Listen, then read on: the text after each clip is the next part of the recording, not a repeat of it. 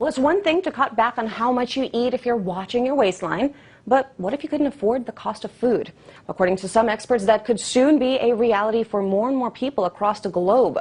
A decade of high food prices. That was the warning from the United Nations as well as the OECD last week.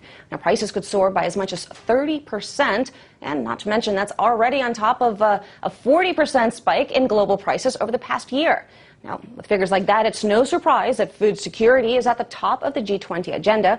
Agriculture ministers are meeting in Paris right now to figure out just how to tackle the price hikes. But solutions, of course, demand an understanding of the problem.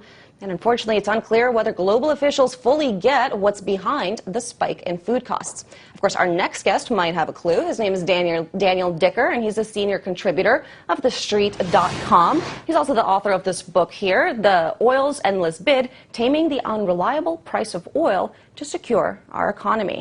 Daniel, thank you so much for speaking with us. Now, when you look at the problem of hunger and food inflation, in your view, is this a production problem, we're not making enough of the stuff, or a political problem?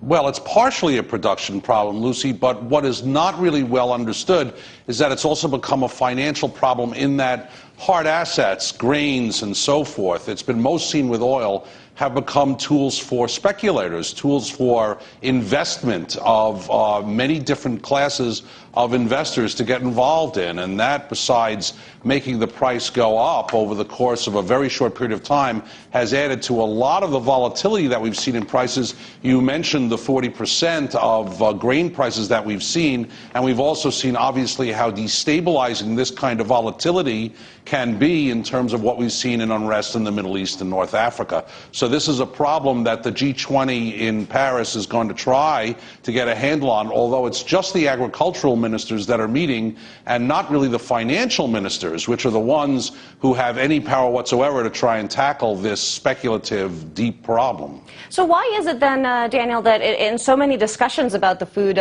price issue, we see folks emphasizing, weather events and production and failed agricultural policies? You don't really see anyone talking about the commodity, the commoditization and the financialization of food and the speculation that's involved here. Explain that, and if you can just do that in a really simple way so our viewers who aren't financial experts could really understand how this works. Right, and two reasons that happens is, one, obviously there is a theater game going on Wall Street trying to dissuade people. Now remember that there have been all sorts of geological and environmental issues. We've had, this year we've had droughts in Russia, we've had flooding in Australia and other things. But these things have happened through time. It's been sort of a way to alibi what's been going on in food prices, particularly to people not here in the United States who don't spend a significant portion of their incomes on food, but particularly in those countries that we've seen have had such unrest where 50, 60, sometimes 80% of the money that they have goes into just basic foodstuffs. So there has been a need for a sort of a disconnect from what has been going on in the financial markets, particularly over the last 5 years. The up and down spiking we've seen in corn and wheat prices, we saw it in '08 and we're seeing it again this year. And what is actually going on, what people can grab and understand, which is maybe a flood or some sort of other drought problem, but it's really not much of a production issue. It's much more of a financial one. And talk about the role of oil in food price uncertainty, because after all, when cost of oil goes up, that's what helps us manufacture, that's what helps us refrigerate, process food. It's all really intertwined. Explain that for us. Indeed, it is the most important input cost to food, not only for the farming, but as you say, for processing.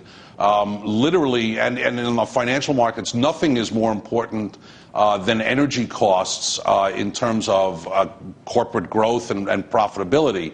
So this is the most important single input cost that anyone needs to look at when they're looking at food costs and the poverty and the hunger that is going around globally. And in this respect, there has been an unbelievable financial rush to get involved in oil. Fully 75% of indexing of commodities is directed towards oil, and that amounts to, in the United States alone, close to $350 billion of buying money that goes into buy oil and specifically drives prices. We've seen, for example, prices at the pumps but even on the financial markets, oil go well above $110 in the WTI and almost $135 in the European benchmark, which is the Brent market, before coming down just a couple of weeks ago. But even coming down, people are saying we're getting some relief in these oil prices, and yet we're still hovering very close to $100 here in the United States, and in Europe closer to $115. So oil is really one of the major catalysts, along with what we talk about biofuels, that has been charging the commodity trade in wheat, in corn, in rice, and other grains. All right. Well, a lot of interesting details there. I really do appreciate your time. That was Daniel Dicker, senior contributor of TheStreet.com.